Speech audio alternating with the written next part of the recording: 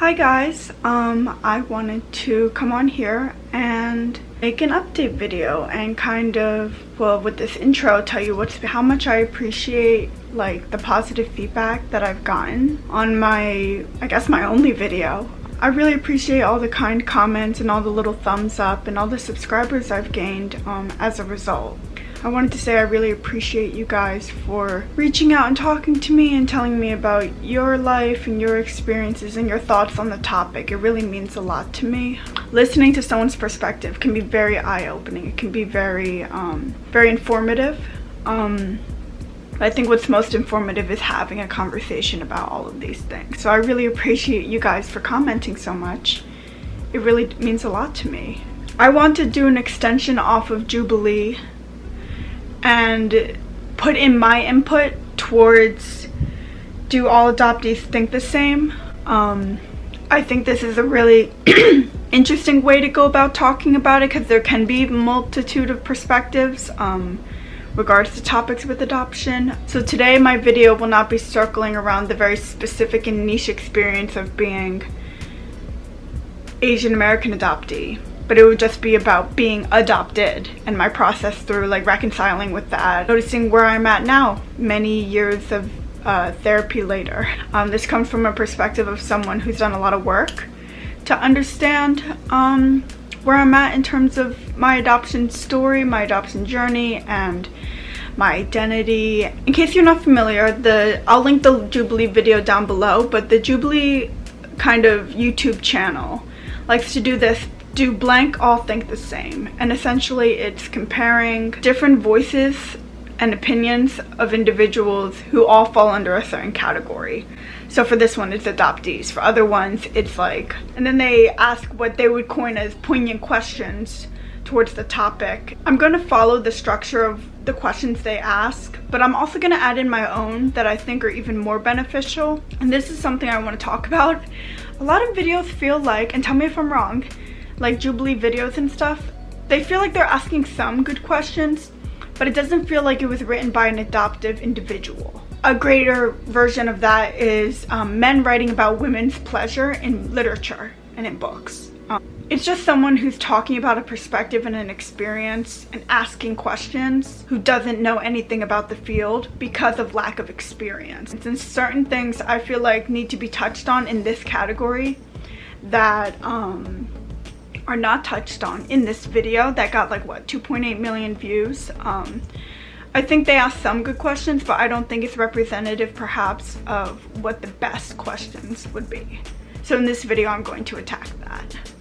So I think this video kind of series on Jubilee is called Spectrum. So the first question is, I found out I was adopted at an early age.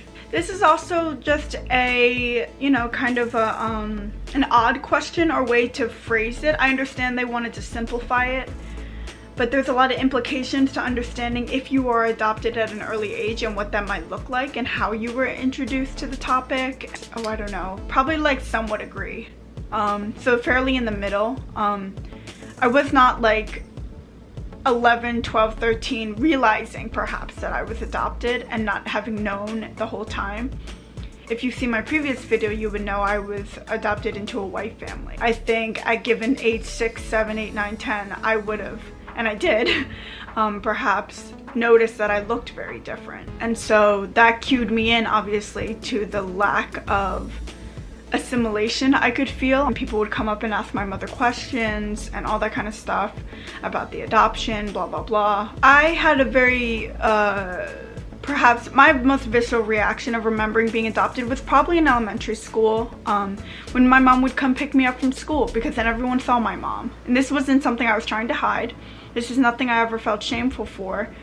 But I did look different than her. And so people didn't exactly cue together that she and I were in a household together and a family. And so for someone who is cross-culturally and cross-racially adopted, telling and disclosing to a kid that they are adopted is something that is inevitable. It's not something that should be hidden. So say you are the same race with your adoptive kid, I would never try to hide it. I would never try to cue them into an experience that is not what exactly is happening. I don't hear of many cases of that anymore too much, but some people in the world view it as shameful to adopt. Some people view it in the world as like you saved your that child by adopting them. All those kinds of complexes, which I'll get into it at a later time, because it's too much right now. Too much for this video. Knowing early on is fine. There's nothing wrong with that. I feel like people try to hide the truth or something to save their children from like trauma or anything. You're gonna give them more trauma by not telling them. So that's my opinion on that. I would have rather this video asked, would I want to have heard about my adoption fairly early on? I think a better one could have been like, I am actively working on or reconciling with my adoption. Sure. Or I feel content with how my coping with my adoption has been, as a starting question. They're quite intense, but I think they tackle a lot more than was I young when I heard. That sounds like it was written by somebody who wasn't adopted, if that makes sense. If they're like, oh, when did you know? It's like, girl, you kind of just cue into it. When did you learn you had a sister, an older sister? It just kind of is. You don't really come to a realization as much as it is just a lifetime experience, and it starts when you were born and just happen at one moment. It does, the adoption happens at one moment, but the realization is perhaps more progressional and more of a journey than it is of like a one moment like instance where you're like, oh, I guess I am adopted. The next question is, I have a healthy relationship with my adoptive family. That's a hard question. I feel like this is a good question to ask. I would say I do.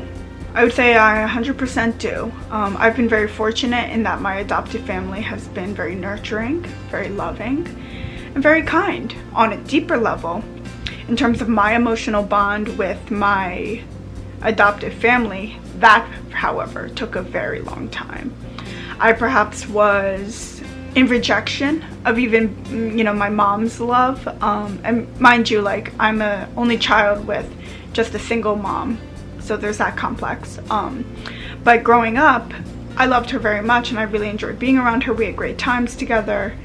But I had a really hard time like loving her, if that makes sense. Like saying I love you. I had issues feeling fully bonded and that I could fully trust her for a very long time. And that's not due to the lack of care and nurturing that she gave me, but it is a product of changing countries. It's a product of losing a birth family. It's a product of feeling displaced. And so I think this is a good question in that regard, and tackling like those experiences, for me at least. I feel like bonding in a healthy way to my family only happens when I've reconciled and worked with my identity and what has contributed me to having a good time at times. I'm feeling very fortunate and blessed that I was adopted, and reconciling with that I did have a loss, and that is hard. And I feel like I've noticed a lot of what my identity is not a solid thing. It's not just a one label thing. It's not just I'm a Chinese adoptee. I'm somebody who was, you know,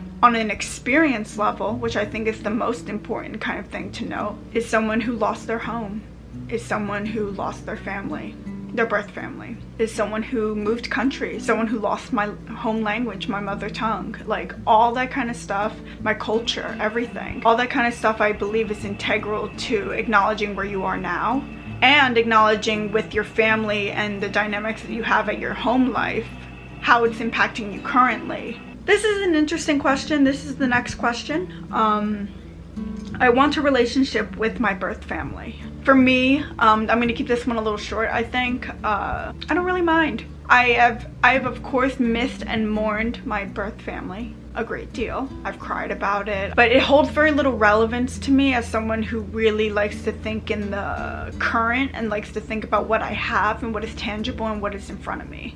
And that may be due to the fact that I've reconciled and been very comfortable with my now family. This is a good question. This is the next question. I'm pretty sure I might be missing a few, whatever. I struggle to connect with my cultural heritage. Yeah, 100%.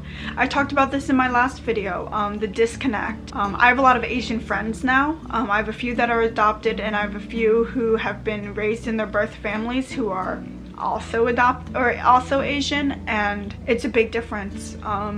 I'm able to bond and talk to my adoptive friends who are Asian about the disconnect, not knowing Mandarin. I was not raised in these conditions. I feel like I have a lot harder time learning about the culture. I have a lot harder time experiencing that said culture a great deal. But there are certain byproducts of being Asian regardless that I experience on it, like racist experiences, I guess. I've had probably favoritism because I am Asian at times. Culture, from what I know and what I've heard and all my friends, is starkly different than the American experience, and so I have a hard time bonding with that. And I feel that loss. I am very devastated by this. I wish I knew Mandarin. I wish I was more privy to Asian art styles.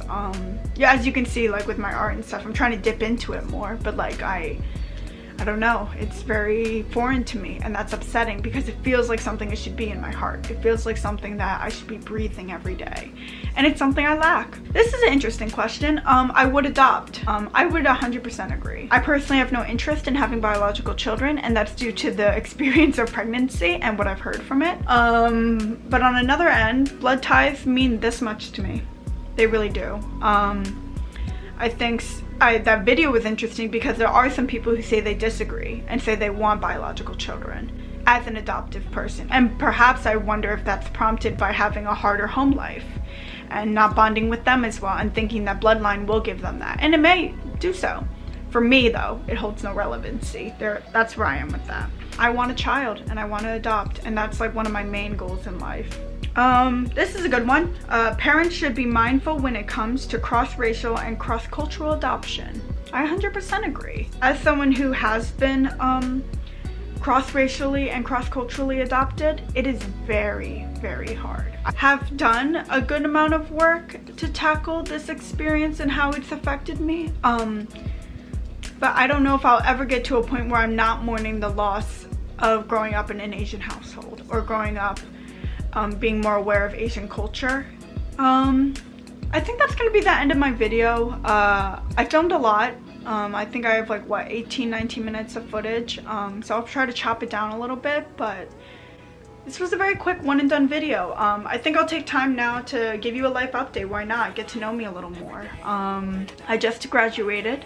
I'm very excited about that. I graduated college with a psychology degree and a minor in studio arts. I am currently going to start working at a preschool as a preschool teacher. I'm very excited for that. I'm very happy in my relationship with my girlfriend. I'm dating Bella, and she has been really wonderful for me. I hope to continue doing art and all this kind of stuff. I feel like I'm really proud of the art I've done as of recent. This is some of my art. Here, I'll give you a close-up. That I feel really excited about. I feel like this is something to be proud about, and so I hang it up on my wall. I've always hung up my art on my wall, but I perhaps am very excited about my art as of recent. This is something I made. Yeah, this is screen printed. These were painted. That was hand drawn. You know, I'm getting back into art, and so I'm really excited for myself in that regard. I don't know, I'm doing well. I of course am having very anxious and hard moments. I deal with a lot of anxiety, but I'm working through it. I go to therapy, as I always been, very, you know, luckily so, and things are going well, you know. I continue to work on myself and hopefully have a very like humble and we'll go from there. I hope you enjoyed this video. I really enjoyed filming and talking about this. I did this video very much on a spring and a whim. I just woke up today and was like, yeah, it's been about 6 months or, you know, 7 months, and I haven't filmed another video for YouTube, and I think that this is a really great one to start my second video off with. So please let me know what you think. I'd love to hear your thoughts in the comments. And I will see you guys later. Okay, bye.